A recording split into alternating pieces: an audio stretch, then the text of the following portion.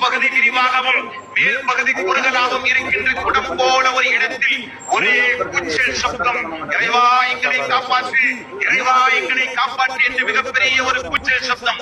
ரசூல் ஸல்லல்லாஹு அலைஹி வஸல்லம் அவர்கள் எண்ணினார்கள், நிர்வாணமாக ஆண்களும் பெண்களும் அந்த குவளைக்குள் இருக்கிறார்கள். குவளைக்கு அடியிலே தீட்டி கொதிக்கின்ற தண்ணீரில் வெந்து கொண்டிருக்கிறார்கள். யார் இவர்கள்? நபி ஈசா. யார் இவர்கள்? ஜிப்ரீலே. என்னால் பார்க்க சகிக்கவில்லையே, யார் இவர்கள் என்று சொல்லப்பட்டது. ஜிப்ரீல் அலைஹிஸ்ஸலாத்து வஸலாம் அவர்கள் சொன்னார்கள், அவர்கள்தான் விபச்சாரம் புரிந்த ஆண்களும் பெண்களும். கணவன் இல்லாத நேரத்தில் அடுத்த ஆணோடு, மனைவி இல்லாத நேரத்தில் அடுத்த பெண்ணோடு யாரும் பார்க்கவில்லை என்பதற்காக வேண்டி தன்னுடைய இச்சையை